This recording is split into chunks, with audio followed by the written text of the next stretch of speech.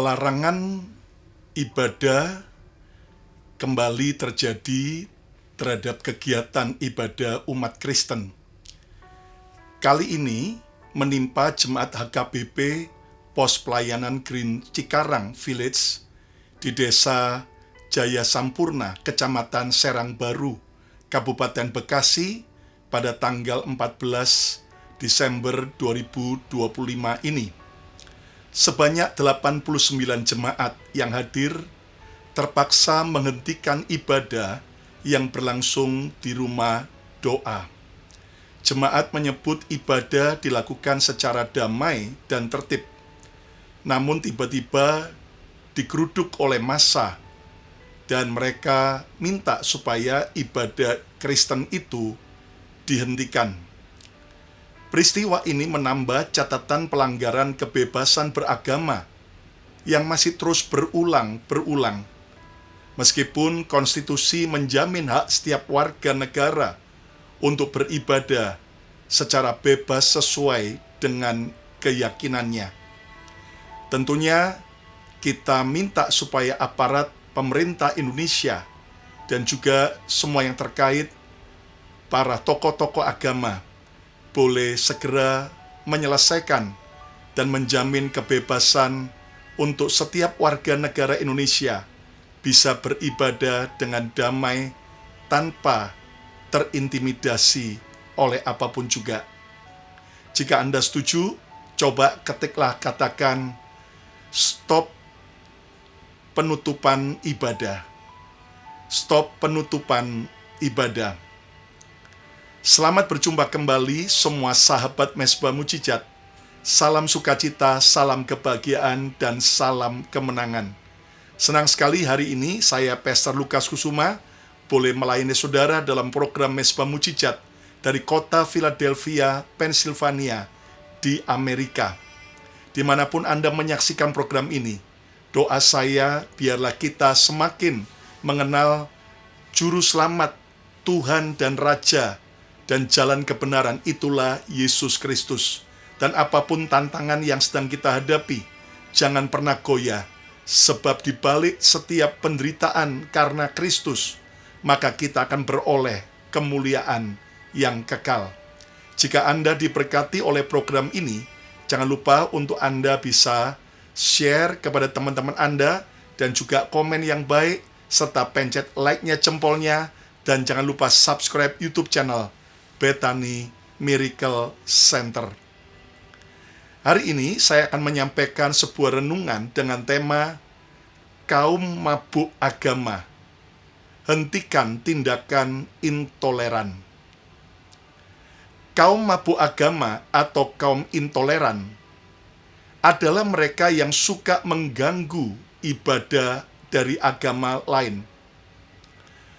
Mereka mengganggu ibadah biasanya berangkat dari beberapa sudut pandang yang merupakan mereka anggap itu benar dalam pandangan mereka. Tetapi mari kita belajar bersama-sama untuk memahami sebenarnya cara berpikir kaum yang mabuk agama, yang bertindak anarkis, intoleran itu apa aja. Yang pertama, merasa paling benar secara absolut.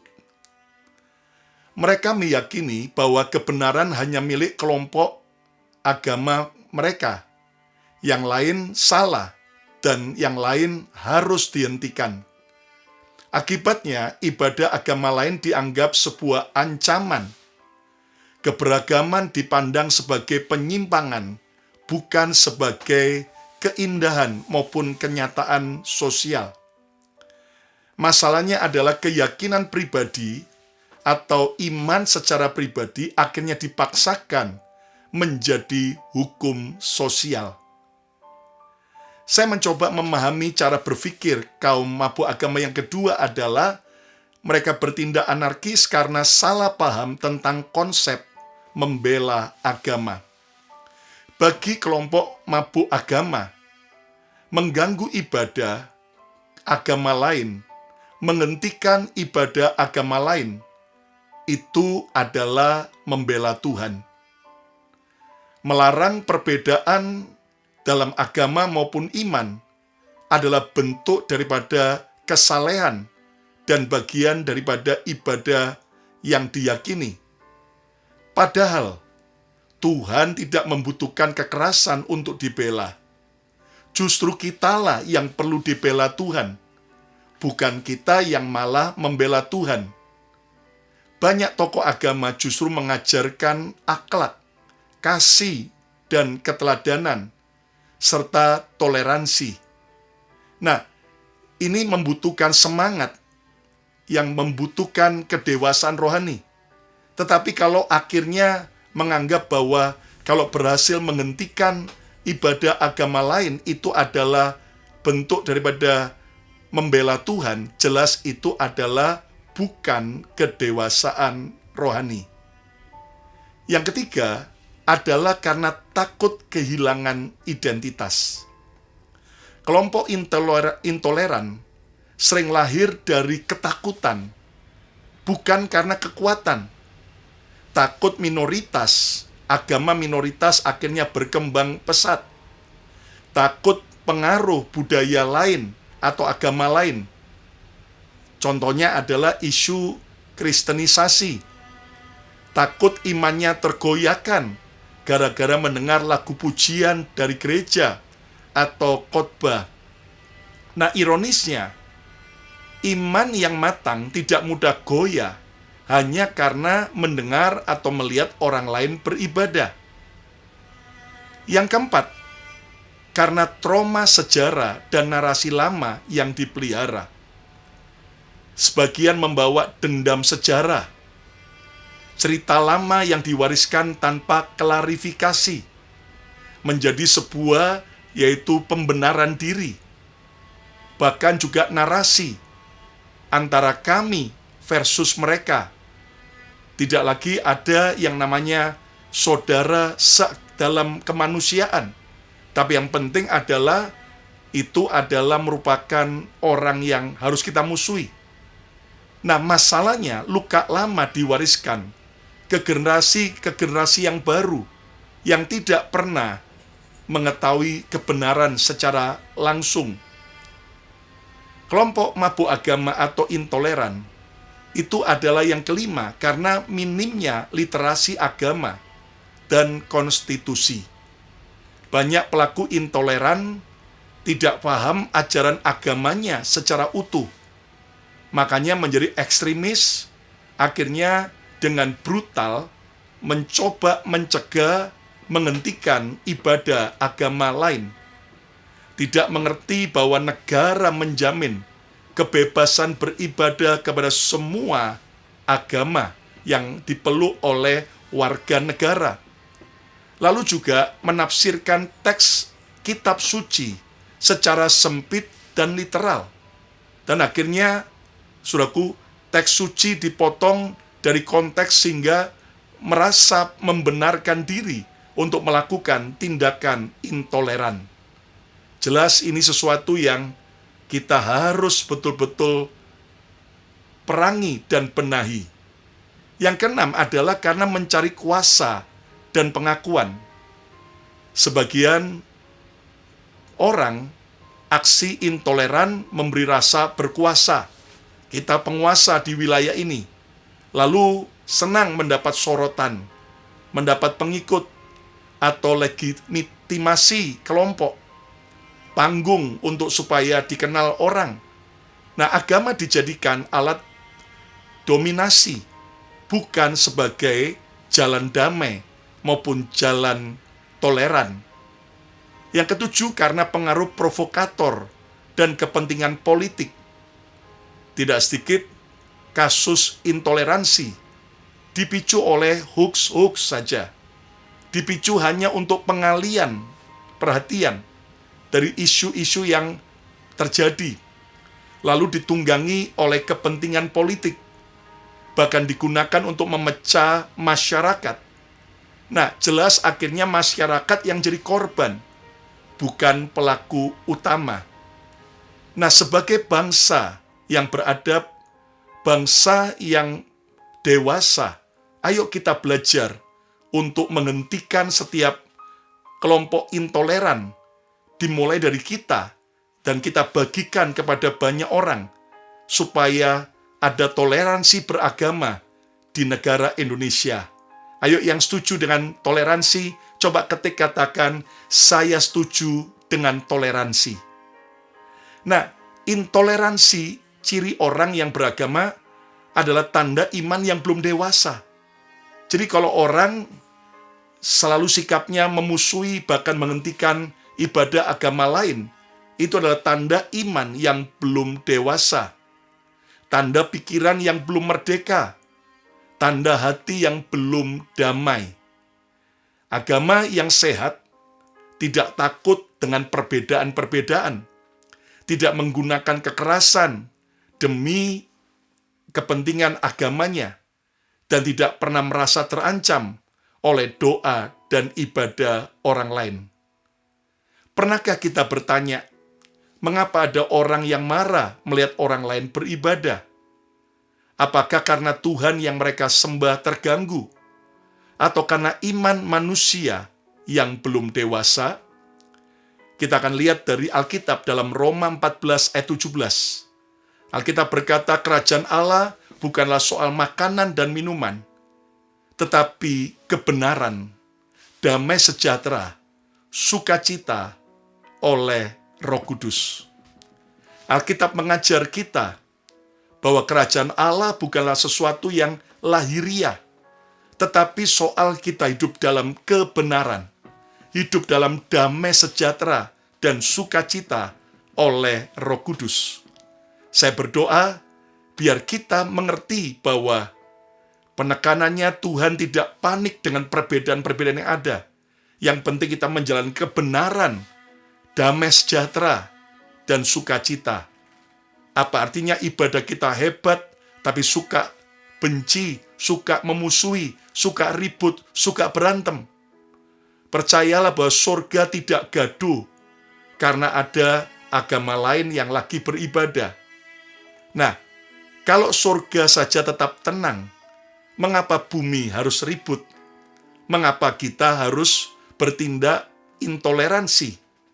Ayo coba ketik lagi, katakan stop intoleransi.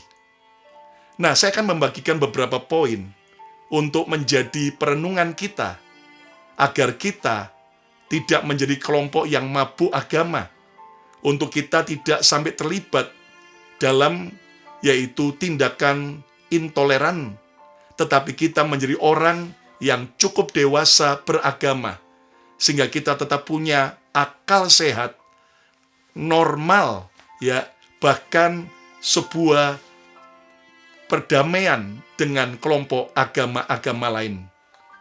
Poin yang pertama, Tuhan tidak perlu dibela dengan kekerasan. Tuhan tidak perlu dibela dengan kekerasan. Tuhan Yesus berkata dalam Matius 26 ayat 52, barang siapa menggunakan pedang, akan binasa oleh pedang. Yesus sedang berkata ini ketika dia berkata pada murid-muridnya sendiri, ketika ada kelompok orang mau menangkap Yesus, maka Petrus menggunakan pedangnya, memotong telinga daripada Malkus, tentara Romawi itu. Yudas yang mengkhianati Yesus dan orang banyak yang mau menangkap Yesus. Lalu Yesus berkata, barang siapa menggunakan pedang akan binasa oleh pedang. Ini artinya Tuhan tidak perlu dibela dengan kekerasan. Kita boleh berapologet, menjawab tuduhan yang palsu. Kita menyampaikan kebenaran, punya hak untuk berbicara, ya, tetapi bukan kemudian dengan kekerasan. Nah, jangan sampai kita menggunakan pedang, karena barang siapa menggunakan pedang, ia akan binasa oleh karena pedang. Artinya apa yang ditabur akan dituai. Dan sudah banyak contoh dan kesaksian orang-orang yang bertindak anarkis, orang-orang yang membuli orang yang hidup beribadah dalam kebenaran. Nggak lama mereka berurusan dengan Tuhan sendiri. Saudara, bayangkan seorang ayah yang marah besar karena anaknya diejek orang lain, padahal anaknya tidak terluka dan tetap tersenyum. Yang tersinggung bukan anaknya, tapi ego sang ayah. Nah, hal ini juga sama. Kalau seandainya agama kita, misalnya dihina dan sebagainya, percayalah kita nggak perlu emosi. Percayalah justru Tuhan yang akan membela dirinya sendiri. Kita harus menyampaikan kebenaran dengan santun dan dengan tegas, dengan fakta. Tetapi jangan sampai kita emosi, apalagi ribut, kemudian caci maki, bahkan berantem. Nah, seringkali yang tersinggung bukan Tuhan, tapi ego manusia yang mengaku mewakili Tuhan. Ayo hari ini, kita punya kebesaran hati. Kita mau supaya benar-benar kita bukan jadi pembela Tuhan, tapi kita dibela Tuhan. Ayo yang mau coba ketik katakan, saya mau dibela Tuhan. Ya, jadi nggak usah sok membela Tuhan, karena justru Dia yang maha kuasa, yang bisa membela kita, yang bukan siapa-siapa ini. Poin yang kedua, iman dewasa tidak takut dengan perbedaan. Iman dewasa tidak takut terhadap perbedaan. 1 Yohanes 4 ayat 18. Di dalam kasih tidak ada ketakutan. Di dalam kasih tidak ada ketakutan. Selama kita hidup di dalam kasih, selama kasih Tuhan memenuhi kita akan merasa secure, merasa aman, bukan merasa insecure. Saya juga berkata pada para hamba-hamba Tuhan, para pendeta, jika ada gereja lain yang buka di kota kita atau dekat dengan kita, di dalam kasih tidak ada ketakutan. Selama kita hidup dalam kasih Tuhan, selama kita mengasihi jemaat yang Tuhan percayakan, nggak usah takut, percayalah. Tuhan itu yang akan memberi jatah pelayanan yang berbeda setiap kita. Jadi nggak perlu kemudian sibuk menjelekkan, menghancurkan gereja atau agama lain. Nah, intoleransi lahir dari ketakutan. Intoleransi bukan lahir dari iman. Ayo coba ketik katakan, intoleransi lahir dari ketakutan. Ya, jadi kalau saudara penuh dengan iman, penuh dengan kasih, harusnya justru kita bisa bertoleransi. Ibarat pohon yang berakar dalam.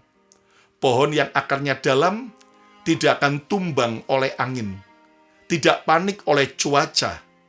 Namun pohon yang akarnya dangkal, mudah goyah, dan mudah panik. Iman yang dangkal selalu ribut ketika ada agama lain, atau kepercayaan lain, atau gereja lain yang kemudian melakukan ibadah. Tetapi iman yang dalam selalu teduh, selalu tetap percaya. Nah, aplikasinya apa? Orang yang yakin imannya tidak terganggu oleh ibadah orang lain. Kenapa? Karena dia yakin bahwa imannya adalah sebuah kebenaran. Orang yang matang tidak reaktif terhadap perbedaan. Ingat, Tuhan ciptakan 5 jari kita ini berbeda. Kenapa tidak jempol semua? Kenapa tidak kelingking semua? Tidak telunjuk semua? Kenapa berbeda? Karena justru melengkapi dan menjadi semakin kuat. Ayo coba ketik katakan, saya mau menghargai perbedaan.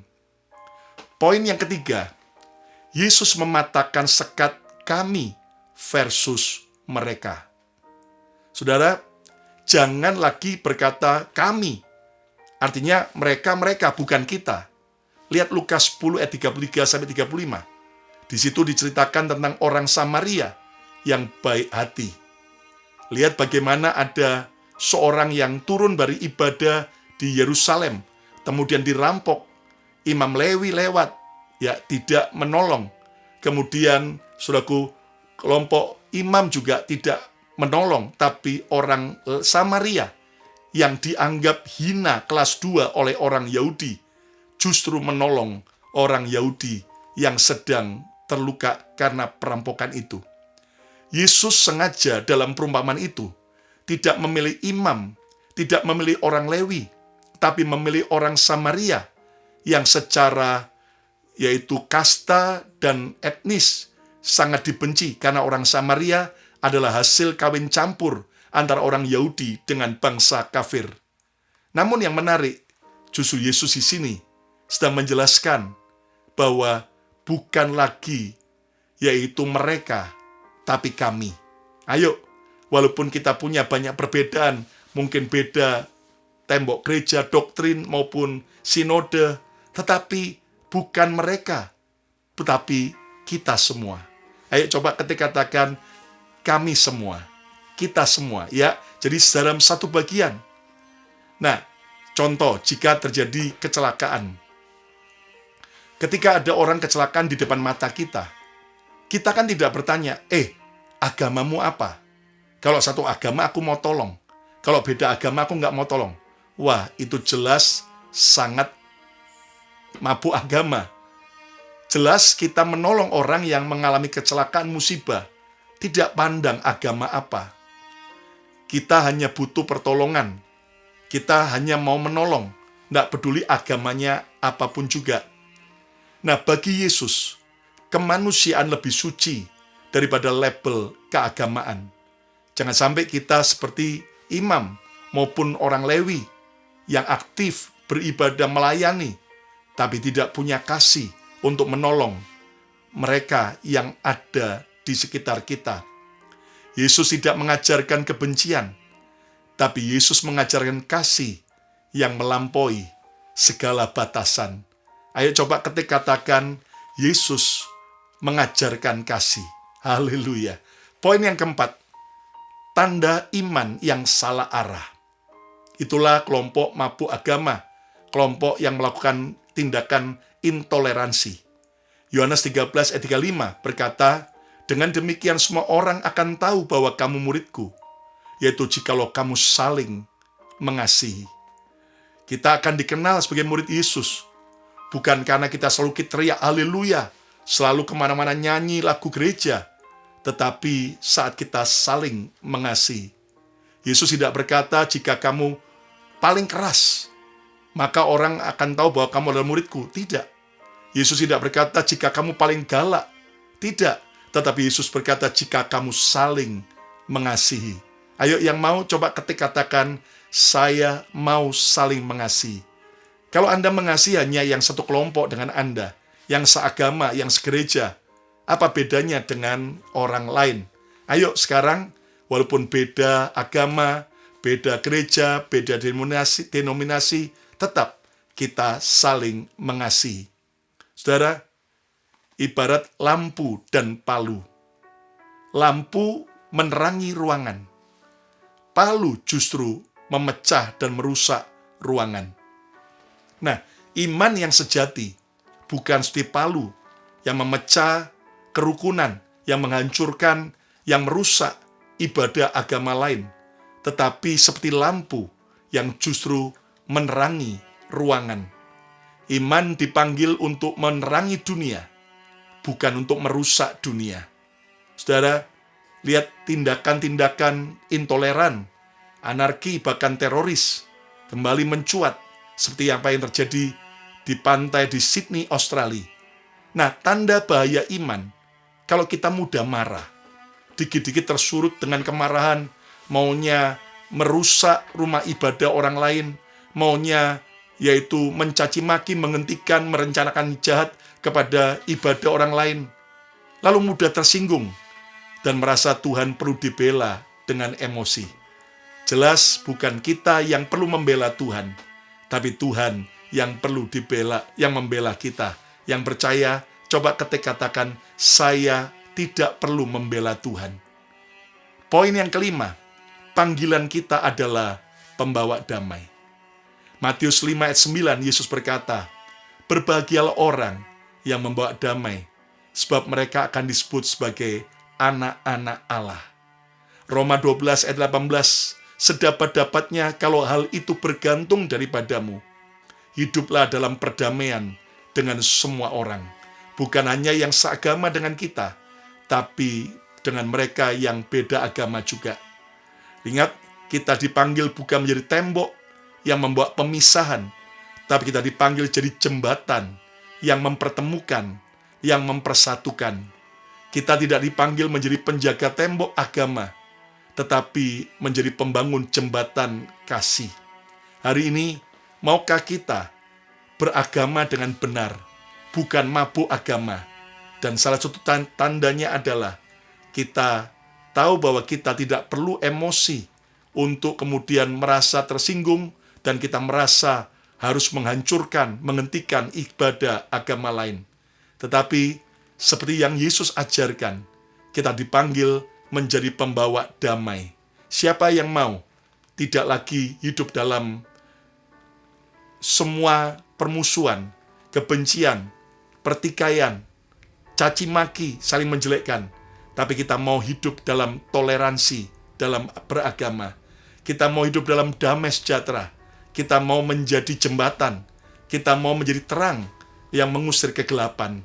Yang mau, mari angkat tangan saudara, saya mau berdoa. Terima kasih Tuhan, matangkan iman kami, agar kami tidak takut pada perbedaan, tidak reaktif terhadap doa atau ibadah orang lain, tetapi kami menjadi pembawa damai seperti Yesus. Tuhan, kami berdoa sekali lagi buat Indonesia.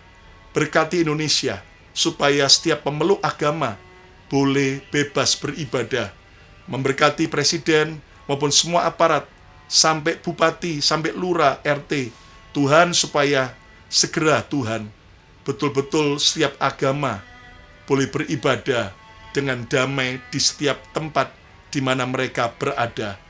Tuhan, kami berdoa juga untuk Amerika, juga berdoa untuk Israel, Palestina, Lebanon, Syria, dan Timur Tengah, Yordania, Arab Saudi, supaya ada kedewasaan dalam kami beragama dan ada damai sejahtera. Berkati setiap kami, setiap sahabat Mesbah Mujizat yang sakit Tuhan sembuhkan, yang membutuhkan pertolongan Tuhan, apapun yang kami perlukan, Tuhan yang mencukupkan semua. Di dalam nama Tuhan Yesus, semua yang percaya Tuhan Yesus dahsyat, sama-sama katakan amin, amin, amin, amin, amin, amin, amin, amin. Puji Tuhan. Coba ketiklah, katakan, saya mau jadi pembawa damai. Saudara, jika Anda diberkati oleh program Mesbah Mujizat ini, jangan lupa share kepada teman-teman Anda, dan juga komen yang baik, serta pencet jempolnya, like-nya, dan subscribe YouTube channel Bethany Medical Center. Follow Instagram saya, Lukas Kusuma, Instagram Bethany Medical Center. Dan saudara sekalian, program Mesbah Mujizat hadir setiap hari Selasa dan Jumat jam 7.30 malam waktu Jakarta. Sementara hari Senin, hari Rabu, Kamis, Sabtu akan ada tayangan dari Bethany Medical Center di YouTube untuk setiap saudara dan jadi berkat. Dan juga hari Minggu ada 2 kali ibadah secara live yang kami tayangkan, dan minggu ini saya akan membagikan tentang pahlawan senyap. Dan kita dalam perayaan Natal, kita mengingat bagaimana Tuhan mengasihi setiap kita. Hari ini apapun masalah saudara, apapun tantangan yang kau hadapi, sekali Yesus tetap Yesus selama-lamanya. Saya Pastor Lukas Kusuma mengucapkan berkat Tuhan. Sampai berjumpa kembali. God bless you all.